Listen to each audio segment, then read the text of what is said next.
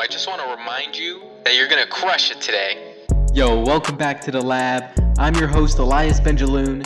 Join me as we dive into the science behind the hustle of badass entrepreneurs working smarter, not just harder. In every experiment, we're going to dive in on business tactics and life lessons, enjoy some hip hop, and experience a moment of gratitude. Thank you so much for being here. Now let's win this digital revolution together.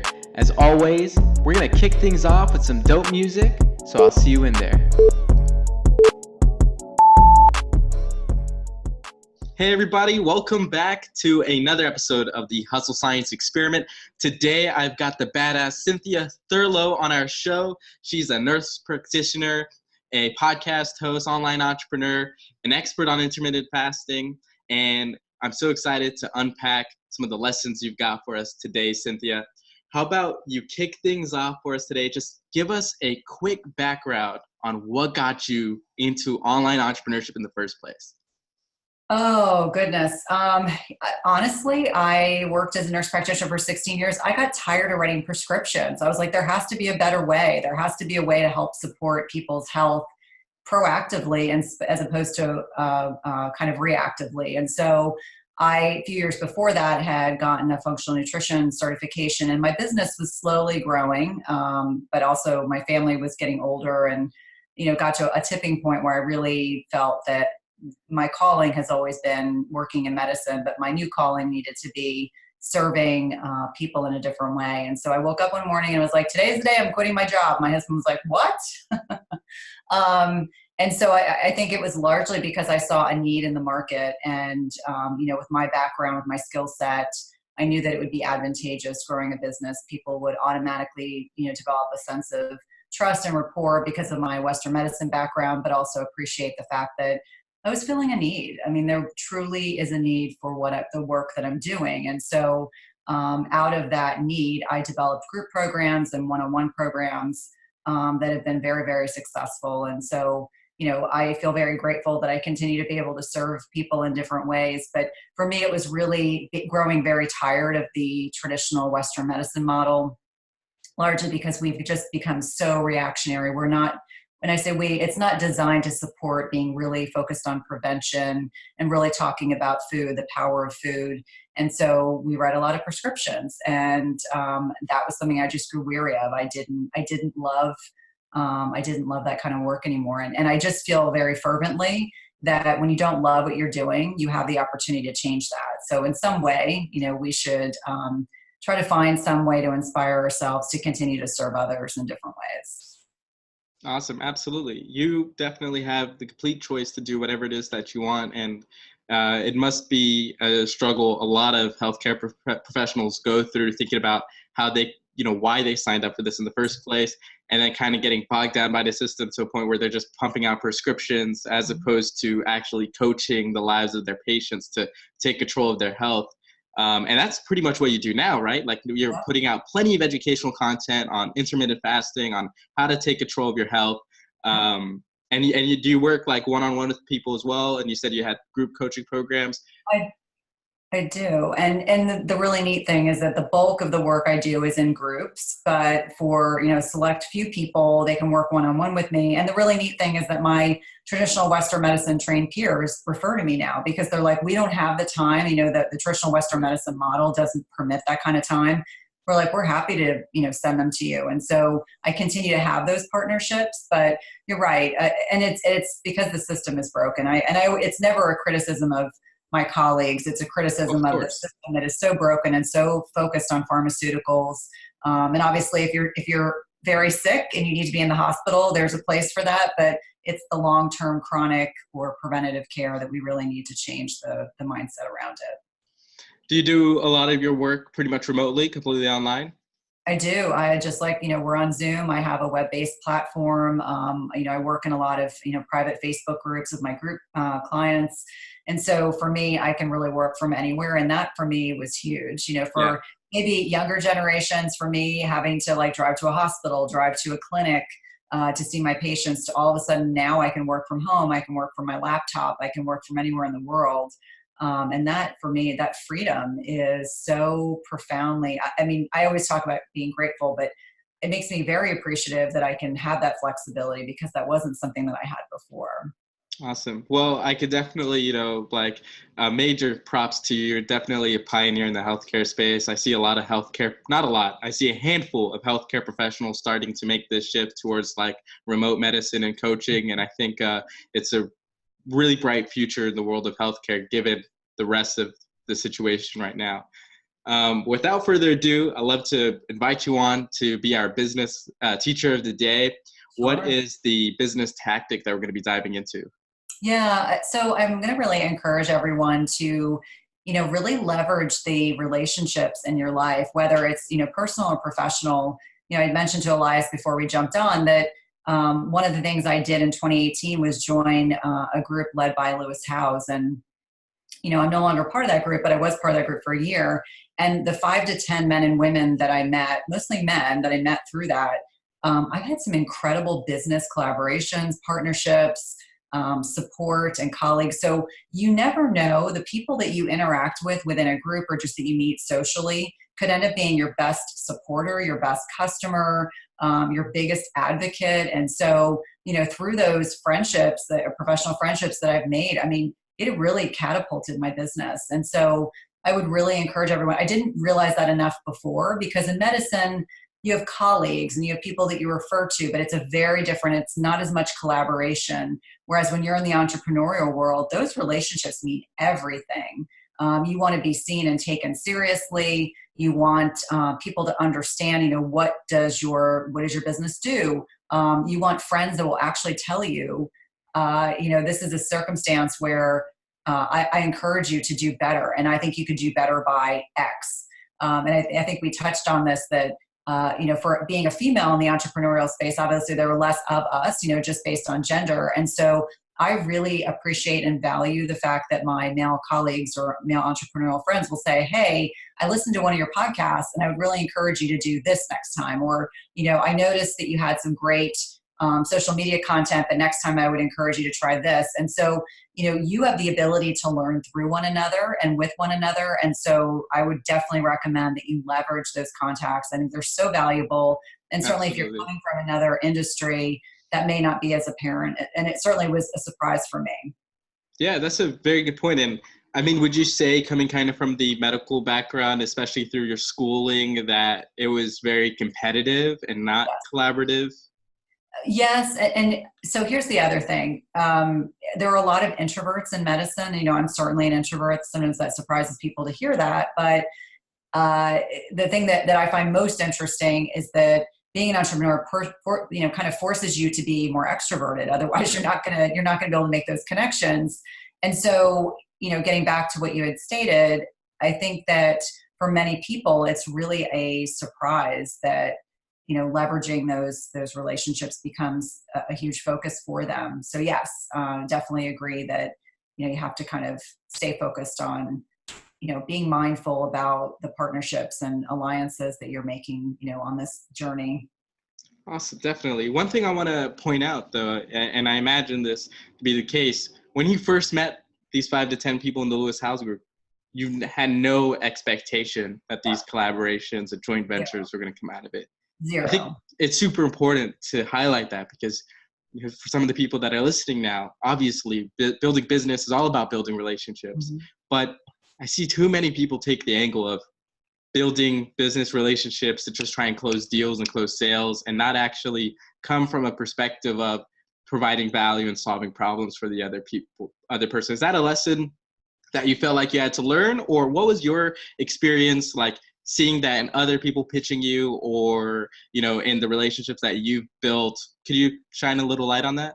Yeah, and that's a great question. I think that distinction is really important. I am a very introverted, kind of cautious person by nature. So I had no expectations. It was a delightful surprise that some of these people became my biggest cheerleaders, genuinely. Like, they would like my social media content and comment thoughtfully. They would message me with feedback. They would reach out to me to try to connect me to other people that they thought I should know. And so when you come from a place of genuine interaction, the thought of trying to figure out how those things benefit you doesn't even come into the equation. Because I came from a place of just genuine, I appreciate this, I value this. There was no ulterior motives. And I think for some people, they look at it as, I'm going to spam this person like crazy. And nothing offends me more than when someone friends me on Facebook and starts spamming me. Like, that is the biggest turnoff.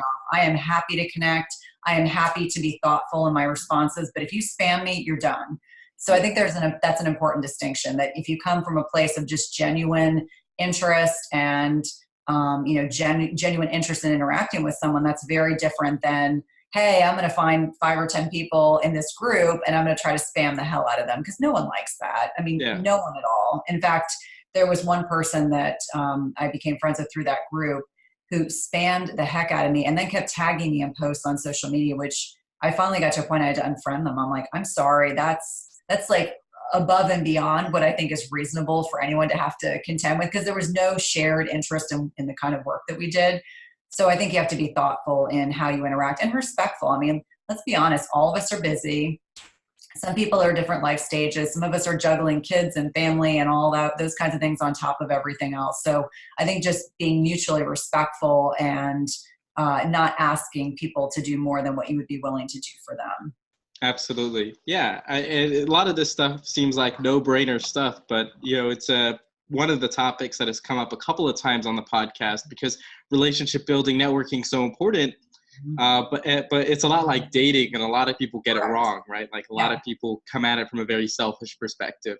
And so it's all chemistry, right? You either have that chemistry, communication chemistry is what I call it. You either have it or you don't. So, and then you got people who are socially retarded. They just don't read social cues. They don't get it. I mean, sometimes you just have to be blunt, and much to what we were talking about earlier, one of the things I value about my male entrepreneurial friends and colleagues, you guys are direct. There's no drama. There's no BS. It's very direct. And so I try very hard, and I've always been this way. Sometimes I have to make myself a little uncomfortable and say, hey, I don't really like that you did that. And I have to be just, keep it real, keep it honest, and just be as transparent as possible. So absolutely. Just be your authentic self in your business too, and straightforward. I mean, like, especially if at the end of the day it can cost you money or whatever time, whatever it is, like, you just have to be straight up about it all. Correct. Now, you met a lot of these people through the Lewis Howes group, and you probably met some other really badass people through your podcast. Yeah. What are some ways, like, I don't imagine seeing you cold messaging random people on Facebook. No. So could you share a little bit about, like, where you go to build relationships and what you would recommend for somebody that's just getting started? Maybe they don't have a podcast, they're not networked in with somebody like Lewis Howes. Like, how should they go about building their network? Yeah. So I think one of the ways to do that is to join groups that you have a genuine interest in. So irrespective of what your background is, whatever your business focus is or your niche, join groups and genuinely interact, but don't do it from a place of, I'm going to share all the things I can do for you. It needs to be from the place, I'm genuinely sharing my knowledge because I want you to learn more about this, or let me share information about what has worked well for me, or let me share information. It's always coming from a place of sharing and being helpful, and a place of just being genuine. It is hugely helpful. I know that there have been groups that I've been part of on Facebook, and sometimes it's like a spam fest, and no one likes that. And no one likes it when you're a braggart, and no one likes it when you're an attention seeker or an attention whore. So how do you go about doing it in a thoughtful, methodical way? And I think you just have to be genuine. So I would say, joining groups, whether it's on Facebook or otherwise. But I also, I'm fairly active on Instagram. And so I would sometimes just do like a hashtag search and see about people that were hashtagging things I'm interested in, or things my clients are interested in. And we got people on the podcast just because I started searching underneath female related hashtags. Twitter is amazing. If you're not on Twitter, I never believed in the power of Twitter until this past year. And I have an amazingly supportive community of people there.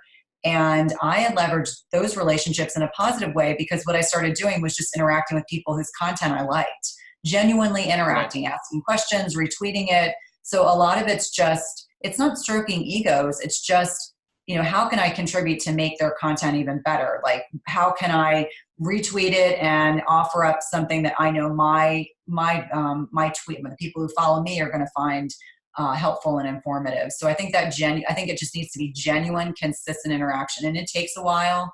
And I'll tell you one thing, being an entrepreneur is like, some days it's the high highs and the next day it's the low lows, or it could be in the same day. So just recognizing that, interacting with people that are going through the same high, low lows, and having people that understand, and just genuinely contributing quality information and educating people goes a long, long way. Like I mentioned, no one wants to be spammed, but I find that some of the people I like the most on social media are the ones who genuinely interact with my content, or I interact with theirs. And we have like when I say a real social media relationship, friendship, genuine friendship, where we're mutually supportive, and it kind of snowballs. I almost think that, the more good that we put out into the universe, the more positive we can be, more helpful. I always come up from a place of the glass is half full, always. So I don't ever want to leave any interaction that I've had with someone on a negative point. So the follow through, if you offer to do something for someone, if you say, hey, I'm going to share helpful information that you're on a question, make sure you leave the information. Or if you offer to make a connection, genuinely offer it, like make the connection. Don't just say that and not actually follow through. Will go a long, long way. Absolutely. Love it. Well, Cynthia, thank you so much. That was a lot right there to unpack. I mean, the actionable items for everybody listening is find Facebook groups that around topics that you love, connect with people, engage with their content, follow their content, build relationships with other influencers that you're in the niche of, and you're going to find your influence growing alongside with them. Don't even bring up anything associated with what they can do for you, or what kind of business you can close, or whatever that is. Just provide value, stay in that zone of flow. And if you do a good job at sharing the content and positioning your expertise, right? Like as an expert in your niche, the people who see it and that want it are going to respond, right? Like if it's the numbers game of let me message 100 people so 5 of them get back to me, don't message them. Just connect, build relationships, share the content, engage. And then those 100 people that see it, the 5 that are ready, they will hit you up. And that is a way better conversation to have always than burning 95 relationships every single day because you're being desperate. Right. So I love it. We're going to segue now into the moment of gratitude. This is super important. I feel like for everybody at different stages in their life or different stages in their business, doesn't matter where they may be, there's some group of folks, everyone's guilty of it. I'm guilty of it sometimes too, where we look for external validation to be happy. And sometimes when you just look inside and you realize everything that you already have to be grateful for, there's so much to be happy about already. So requirement of this podcast, every single episode, we just share something that we're grateful for. Cynthia, what are you feeling particularly grateful for today? And we were talking about this before I got on the podcast. I was sick earlier this year, was in the hospital for 13 days and was out of the gym for 3 months and took my health for granted, even though I'm a healthcare provider. And I finally got back to the gym in May, finally got cleared by my surgeon, finally able to lift. I got in there and I was struggling with, I used to be able to lift so much weight. And for being a tiny person, I could lift a lot of weight. And I had to do body weight exercise. And I had to graduate to the next thing. And then, more lifting restrictions. And so in the past 2 weeks, I've been able to get back to close to where I was lifting before. And so, through this healthcare journey, I've come to appreciate so many things. But a lot of them is just the value of your health. I mean, as simplistic as that sounds, when you almost die and then to come back from, being really, really sick, it makes you profoundly grateful just for having the ability to get in your car, drive to your gym, lift really heavy, come home and just say, I'm a gigantic badass. I've been through so much. But I think most of us, if not all of us, until we have a health crisis, really genuinely take our health for granted because we just assume we're always going to be healthy. And I would, encourage everyone to, take a minute or two and just be grateful. Because I saw so many patients, really suffer over the years that, when the tides were kind of turned, I was like, wow, it's almost as if whether or not you believe in God or the universe or whomever sending you a message, just acknowledging how powerless and just the whole concept of surrender. So with that being said, I am grateful because I was able to lift close to where I was before in the past 2 weeks. So it's, the whole mitochondrial memory, those muscles kind of firing again, really are pretty awesome. But yeah, I would say that's what I'm grateful for today. I love it. Okay, that's incredible. And I'm gonna have to piggyback on it. I didn't almost die, nothing insane like that. Just a small thing happened, and it made me a lot more grateful for it, which was, I've been traveling a lot, and then my ear popped a week ago. And it was so bad last week, like I had trouble maintaining my balance, thinking straight. I felt like my heart was right here. Yeah. And then I had trouble hearing. And then I started thinking about my genetics and how I've had family members that have been deaf in an ear. And then I was thinking, well, man, what if that could happen to me? And so really got me to be thinking about how grateful I am that I've got functioning ears, I can talk, I've got functioning eyes, a functioning body, and how incredibly grateful I am for that. Because, even if I lost any of those, I would still maintain my will. I would hope to still maintain that will and perseverance to keep moving forward. But I'm damn grateful that I have all of these, my body to live through. And so I feel like, that's something I never thought about or never ever even think about. But losing the functionality in my ear for almost a week really put that in perspective for me. So very grateful. And it's amazing how, the whole concept of gratitude and, our thoughts become our actions, the whole concept of neuroplasticity. So I have to leave you with a nerdy science concept. So neuroplasticity, it's so important because being grateful, the practice of gratitude actually changes the structure of our brains in very positive ways. So that's awesome. What is there a specific neurotransmitter or hormone that is upped in the brain for that, or what? No. So the concept of neuroplasticity is that our thoughts guide our actions and can actually physically change the structure of the brain. So that's why it's so important that we not have negative self-talk, that we actually come from a place of the glass half full always, because I think it has a huge influence on not only our outlook on the world, but also physiologically what happens in our body. So I'm sorry that you had that happen, but yes, it's not until you have a health issue that all of a sudden you're like, oh my gosh, I never appreciated my hearing or my balance. Definitely. Or those things. I kind of want to nerd out with you for a moment on the neuroplasticity thing. Okay. And then for our audience too, you can shine some light, correct me if I'm wrong. Is it because when you think specific thoughts, you're building those pathways between neurons, and so it becomes easier to think those thoughts as opposed to thinking negative thoughts, and then it's easier for your brain to fire those thoughts out? Right. I mean, that definitely is a component of it. I think that there are a lot of people who might speak that they're positive, but inside they're thinking, I'm a terrible person, I'm a bad person. And so that can create, these negative feedbacks that can, have a profound impact on our health and our well-being. So I always encourage people to understand how important, because I don't think we place enough importance on our thoughts, that our thoughts really do impact our health in positive or negative ways, that, that negative internal dialogue is really very detrimental to our health. So not so that we walk around being naive individuals, but certainly, being mindful, literally mindful of what it is that we're thinking about or how we're thinking about it, how we view the world. Absolutely. Well, thank you so much for that knowledge over there, Cynthia. I really appreciate it. Let's dive now into the life lesson. What is the life lesson for today? Oh, well, so I will touch on without going into much detail. So I was actually away on vacation in February, came home, and then 2 days later was hospitalized for 13 days and was so sick I almost died. And so one of the things that I walked away with was this profound need to, the concept of surrender, and not just on a physical level, but an emotional level, just acknowledging that sometimes we're not in control. Sometimes we really have to let go. And I don't mean let go so that you're, not being responsible, but let go in terms of letting control go of what you cannot control. And in a situation where I can control absolutely nothing, the two things I thought about when I was so sick were my children and delivering a talk I had actually committed to before I got sick. And so those are the two things that got me through, the hardest time in my entire life.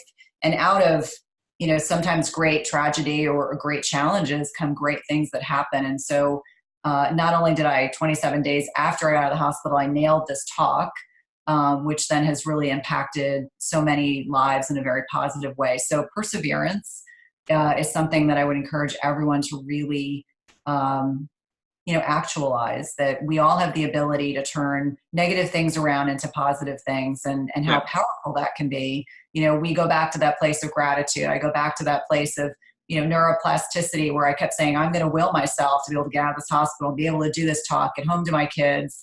And then it turned out to be, a pivotal shift in my business and my whole life. So perseverance is so critical. And also, the whole glass half full kind of situation where, we all have shit that happens in our lives. No one's life is perfect. There's no one that's out there as perfect life, but you have the ability to take adverse situations or something that's less than ideal and turn it around and make it a positive. And so I think that's the lesson that I would leave everyone with, that we all have some control to change the way that we view a situation. And, I'm sure there would have been people that could have gone through that situation and would have said, there's no way I'm doing this talk. I'm not honoring this commitment.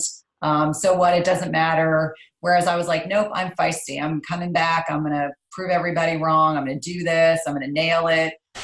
So yeah, perseverance would be my word of the day. So. I love it. Cynthia, first off, congratulations on that TEDx talk. That is incredible.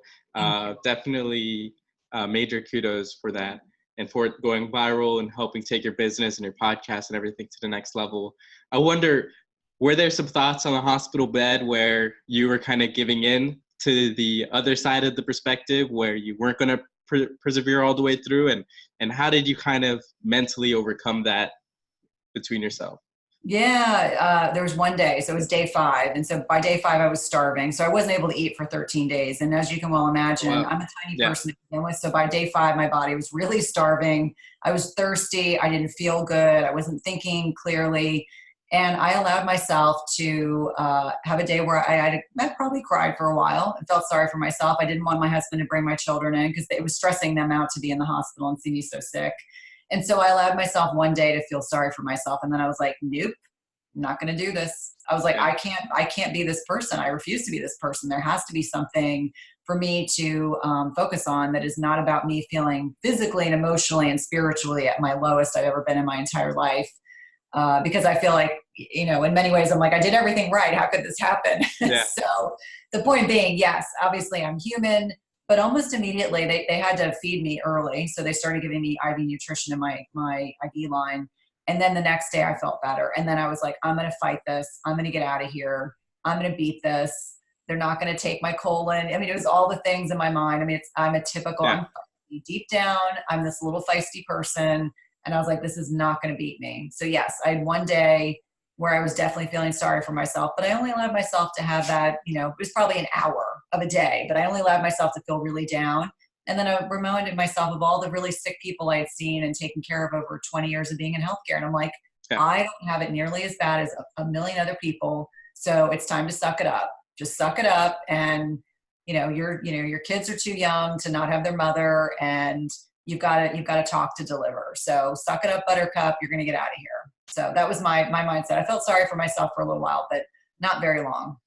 Awesome. Well, I'm going to leave it at this. And I love this quote from you, which was, you don't have always the control of your situation. You didn't have control over what was going on inside of your body completely during those 13 days, but you did have control over your perception of how you're going to receive it, interpret it, and how you're going to move forward. A lot of people do get stuck in the, what, my life sucks, all of this sucks, screw everything. And you fall to this bottom of the pit where you can't get back out. So I love that you're able to still come from that bottom of your health and spiritually still think life is great. Everything's going to be okay. I'm going to get out of here. We're going to crush it. We're going to be badass. And Cynthia, you are a badass. Thank you so much for being on the show. I love to end things off by giving you the floor. Feel free to plug in anything. How can people get in touch with you and work with you? Thank you. So www.ch2wellness.com is my website. There's tons of free content there, blog posts. There's an FAQ on intermittent fasting. There's a link to my TED Talk, which has 2.5 million views last time I checked. I also have a lot of group programs. We have Find Your Inner Goddess, which I know is not for men, but is for women. Find Your Inner Goddess is launching. We're starting on Monday. And then we've got programs that run throughout the year. But, we've also got a podcast called Everyday Wellness. And I've got a book called Primal Eating that I co-wrote with Primal Man on Twitter. And so that's also an option for men and for women. It's really written for men and women. Let me reemphasize that. Yeah, lots of great things coming down the pike. But I would say I'm active on Twitter, Instagram, and Facebook. You can find me all over as CH2 Wellness. Awesome, Cynthia. We'll make sure to share those links on the website and social posts with this. I really appreciate your time. Thank you. Thank you.